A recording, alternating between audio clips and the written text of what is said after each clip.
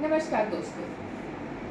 आज हम रेलवे में जो सुरक्षा वर्ग के लिए काम करते हैं उनकी बात करेंगे। वैसे तो इंजीनियर्स के अलावा इसमें train driver, inspectors, crew controller, loco instructor, train controller, track maintainer, station master, pointsman, electric signal maintainer, signalling supervisors जैसे जो हैं लोग अपना अपना काम करते हैं। वहीं एक ट्रैक मैन जिसे हम गैंग मैन भी कहते हैं, उनका भी जो है वो काफ़ी महत्वपूर्ण काम रहता है। ये भारतीय रेलवे के इसमें का जो डी के इंजीनियरिंग डिपार्टमेंट का ही एक पद रहता है गैंग मैन, जिसमें जो है काम करने वाला व्यक्ति रेलवे ट्रैक के रख रखाव का काम करता है। ये जो ट्रैक मैन होता है इसे कोमेट भी कहा जाता है, और गैंगमैन से जो ये होता है वो काम करता है ट्रैक पर। इनका काम असल में यही होता है कि ट्रैक पर ध्यान रखना है, यही उनकी हाजिरी होती है। अपने जो उनकी बीट का मालिक होता है, जो हम कहते हैं कि उसका सीनियर होता है, उसे जमादार भी कहा जाता है, और ये ट्रैक मैन ग्रेड 2 में आते हैं।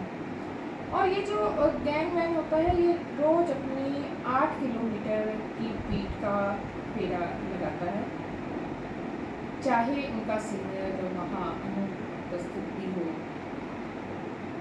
तब भी उन्होंने ये काम करने ही होते हैं, क्योंकि जो उनका सीनियर होता है उसका जो काम है वो 8 किलोमीटर से ज़्यादा होते हैं, और उसके नीचे जो है कितने ही गैंगमैन्स आते हैं। इनका जब हम कहते हैं कि 4th लेवल के काम को जिन्हें हम गैंगमैन कहते हैं, इनका काम ट्रैक्स को जब देखना होता है उसके जो ट्रैक पर जो बटे चढ़ाना, आपने देखा होगा कि ट्रैक्स के बीच में काफ़ी पत्थर वगैरह भी होते हैं, कभी घास आ जाती है, तो ये सारा काम जो है वो बटे चढ़ाना, ट्रैक पर घास उखाड़ना, ट्रैक की पेट्रोलिंग करना, ट्रैक में उपस्थित जो भी कूड़ा वगैरह जिस पर वो भी उठा देते हैं साथ में। बल्कि ये कूड़ा उठाने का इनका काम नहीं होता, पर ये क्योंकि उसका रख रखाव करते हैं तो बेचारे जो है वो साफ कर देते हैं। उसके साथ ही का एक जो मेन काम होता है वो होता है लाइनर कुल्ला स्लीपर बदलना। ये एक जब दो आपने देखे होंगे कि ट्रैक्स होते हैं आपस में जुड़े होते हैं, तो उनकी छोटी छोटी जो हैं उनके बहुत काम रहते हैं, वो ये काम करते हैं। और इनका जो है ये इनका काम जैसे कि मैंने आपको बताया है, तो इसके हिसाब से आप हिसाब लगा सकते हैं कि गैंगमैन का काम भी बहुत हार्ड होता है। वो सर्दी हो, जितनी मर्जी धूप हो, बरसात हो, किसी भी हर मौसम में उसने अपनी ड्यूटी हर हालत में करनी होती है। वो छुट्टी नहीं करता, वो बिल्कुल भी जिसको कहते हैं अनहेली नहीं कर सकते। बल्कि रेलवे में काम करने वाला कोई भी, चाहे वो नीचे से नीचे लेवल पे काम करता है या ऊपर के लेवल पे काम करता है, कोई भी हल्की सी भी अनगैली वो लोग नहीं करते हैं। गैंगमैन की सैलरी ठीक चलिए ठीक है कि वो उनकी जैसे क्योंकि वो 10वीं पास से तकरीबन वो रखे होते हैं, तो उसके हिसाब से जो उनकी प्रारंभिक सैलरी जो रखी जाती है वो 18,000 की रखी जाती है, जिसे बेसिक हम सैलरी कहते हैं। पर इसके अलावा जो उनको है कि महंगाई भत्ता, परिवहन भत्ता जो है मिलता है, क्योंकि ट्रैक रखरखाव की उनके लिए बहुत ज़्यादा रिस्क रहता है, इसके लिए उनको हार्डशिप एक अलाउंस भी रहता है, यात्रा भत्ता, नाइट ड्यूटी अलाउंस भी दिए जाते हैं। मैंने इसमें कहा कि उनका रिस्क इसलिए रहता है क्योंकि कई बार गाड़ी बहुत फास्ट आ रही होती है, वो तब भी अगर ट्रैक पर कुछ गड़बड़ है तो वो उसको ठीक करने में ही जुटे रहते हैं। वो ऐसा नहीं करते कि गाड़ी आ रही है तो वो अपना काम छोड़ के एकदम से साइड पर हो जाए। उनका यही रहता है किसी तरह गाड़ी जो है वो आराम से ठीक ठाक निकल जाए, गाड़ी को कुछ ना हो, क्योंकि उनको पता होता है कि गाड़ी के बीच में कितने यात्री जो हैं वो यात्रा कर रहे हैं। गैंगमैन वैसे इसके अलावा एक और काम भी कर लेते हैं, जब इंजीनियर्स जो हैं वो वहाँ पर लगातार वो भी चाहते हैं, उनको भी देखना होता है कि ट्रैक ठीक है, तो वो एक तरह का वो ठेला इस्तेमाल करते हैं जो उस ट्रैक्स के ऊपर ही चलता है। वो उस पर बैठ के उसकी कंपन को उन्होंने महसूस करना होता है, वो सारा वो काफ़ी मतलब बारीकी का काम है, छोटा छोटा कि उस पर ये है कि ट्रॉली पर क्यों बैठते हैं, कहीं ना कहीं ये भी आएगा कि ऐसे ही क्यों वो निरीक्षण नहीं कर लेते, असल में उस पर बैठने का एक अलग मकसद होता है। तो उस ठेले को जो ठेलने का काम होता है वो भी ये गैंगमैन ही तकरीबन करते हैं। और मैं ये आपको जो है क्यों बता रही हूँ ये बातें, अब आप ये सोच रहे होंगे, अब जब रोज़ाना जो है ट्रेन के पलटने की, पटरी से डब्बे यानी कि बोगी उतर जाने की खबरें आ रही हैं, तो वह इन गैंगमैन्स की कमी के कारण ही आ रही है।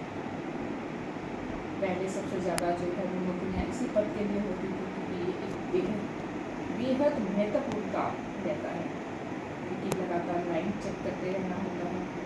मैंने अभी जैसे कि आपको भी बताया कि 8 मीटर के अपने मिले क्षेत्र में वे अपनी ड्यूटी के टाइम के हिसाब से लगातार चक्कर लगाते रहते हैं।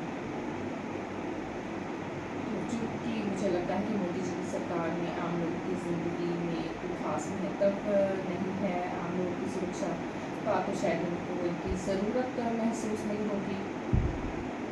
मैंने एक दिन पहले भी कहा था कि आम जो लोग हैं मोदी जी की सरकार में, मोदी जी के लिए हम लोग जो है वो मक्खी मच्छर या कीड़े मकोड़े की तरह हैं। मोदी सरकार में जो है वो 2014 से हम देख लें कि मोदी सरकार जो है 2014 से ही प्रधानमंत्री बने थे मोदी जी, तब से लेकर अब तक पहले 2024 में तो चलो 3 बड़े रेल हादसे हुए ही हैं, उससे पहले 2023 तक भी हैं जो 638 हादसे हुए थे। और जैसे कि मैंने बोला है कि 2024 में भी 3 बड़े रेल हादसे हुए हैं, जिसमें कितने ही लोग हताहत हुए, कितने ही उनकी मौत हो गई। और कल चंडीगढ़ डिब्रूगढ़ एक्सप्रेस की 14 बोगियाँ जो है फिर से पटरी से उतर कर पलट गई। तो इसमें जो है हादसों में मृतकों के परिजनों को 10-10 लाख और जो गंभीर रूप से घायलों को 2.5 लाख रुपये की सहायता राशि देने का सरकार ने जो है ऐलान किया है। पर यहाँ बात ये है कि क्या लोगों की जान की कीमत 10-10 लाख रुपये ही लगाई है? आखिर सरकार इनकी सुरक्षा के लिए पहले काम क्यों नहीं करती? क्यों जॉब्स नहीं देती? कितने पद खाली पड़े हैं? बल्कि रेलवे में तो उससे भी ज़्यादा रखे जा सकते हैं गैंगमैन के तौर पर, और बाकी भी क्योंकि इसमें अलग अलग पढ़ाई का है कि गैंगमैन्स जो है वो 10वीं पास ही रख लेते हैं, क्योंकि उतनी ही उनको पढ़ाई की ज़रूरत के हिसाब से ये नौकरियाँ निकालते हैं। फिर जो उससे ऊपर थोड़े से होते हैं, सिग्नल्स चेंज करने वाले होते हैं और थोड़ा और पढ़े लिखे होते हैं, और ग्रेजुएशन वाले इसमें क्लर्क्स भी बहुत ज़्यादा होते हैं। ये तो वो काम है जो छोटे छोटे वाले आप जिनको मान लो तो वो तो कितनी हैं, बहुत नौकरियां होती हैं इसमें। अब जैसे ये जो एक्सीडेंट्स लगातार हुए हैं, तो इसमें इंडियन रेलवे यूनियन को आगे आकर बोलना पड़ा। उन्होंने भी यही कहा है कि कर्मचारियों की वजह से ये दरअसल दुर्घटनाएँ हो रही हैं, क्योंकि सुरक्षा बल के और गैंग्समैन का जो बहुत कम है, अब रिटायर होने के बाद में रखे ही नहीं जा रहे हैं कर्मचारी, तो जितने हैं उन पर काम का बोझ जो है वो बहुत ही अधिक ज़्यादा है। और उन्होंने बल्कि यूनियन की तरफ से और बल्कि आरटीआई की तरफ से भी बताया गया है कि जो ये सेफ्टी कैटेगरी की इसने कम से कम 1.5 लाख से पता नहीं कितने ज़्यादा जो हैं वो पद रिक्त हैं। ये बल्कि ये 3-4 साल पहले की बात है, उसके बाद तो ये और ज़्यादा बढ़ गई होंगी, क्योंकि भर्तियाँ रेलवे में की ही नहीं है कई सालों से। यहाँ बल्कि 10 लाख जो हैं हर वर्ष लोग रखे जाते थे, जो कि नहीं रखे जा रहे हैं। देखिए 10 लाख जो अगर जॉब्स मिले तो कितनी जॉब्स प्रोवाइड होंगी।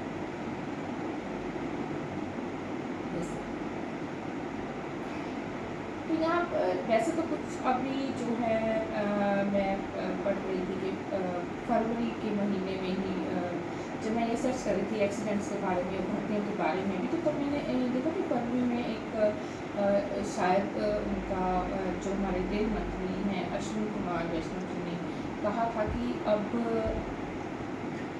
अक्टूबर से हम दिसंबर के बीच में गैंग्स हैं की जो है वो भर्तियाँ निकालेंगे, और पॉइंटमैन की और इसके साथ ही सहायक पदों की भर्तियों की हम निकालेंगे, और इसकी अधिसूचना हम जारी कर देंगे। अब पता नहीं ये अधिसूचना जारी होगी या नहीं होगी, इसके बारे में भी अब कुछ कहा नहीं जा सकता, क्योंकि यहाँ पर ऐसा है कि मुझे ऐसा लगता है कि हमारी जो मौजूदा सरकार है, इन्हें बड़े व्यापारियों के लिए काम करने से ही जो है हमें फुर्सत ही नहीं मिल रही, तो ऐसे में वो आम लोगों की क्या सुरक्षा करेंगे।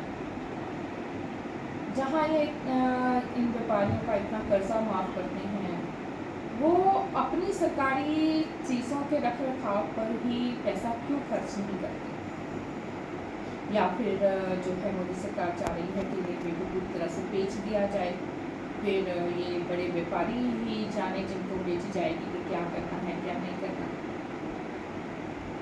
तो फिर इनका काम क्या है सरकार का, बस वोट लेने का आम लोगों से, या फिर 80 लाख लोगों को जो ये बोलते हैं कि मैं 5 किलो फ्री राशन देता हूँ, क्या इन्हें ये भिखारी बनाकर रखना चाहते हैं।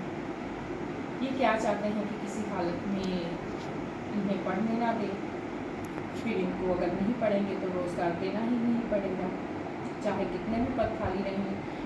जैसे कि मैंने बताया है कि अकेले रेलवे में ही इतने ज़्यादा पद खाली हैं कि कितनी ज़रूरत होती है, और कितने ही तकरीबन रिटायर होते हैं, और रिटायर होने के बाद ये नई भर्तियाँ कर ही नहीं रहे। ये तो अकेले जो है वो रेलवे की बात है। मैं आगे आने वाली वीडियोस में शिक्षा के क्षेत्र में या बाकी ये भी चिकित्सा के क्षेत्र में भी आपसे बात करूँगी कितने रिक्त जो है पद रिक्त पड़े हैं। तो यहाँ ये है कि सरकार आखिर चाहती क्या है, कि वो युवा से क्या चाहती है, कि वो ये चाहती है कि ये सिर्फ हिंदू मुस्लिम करें, या फिर ये बातें करें कि हम कुछ जाति के हैं, तुम दलित के हो, यही करें, आपस में लड़ कर मर जाएं आम लोग, गरीब लोग। क्या ये गरीबों को ऐसे ही ख़त्म करना चाहती है?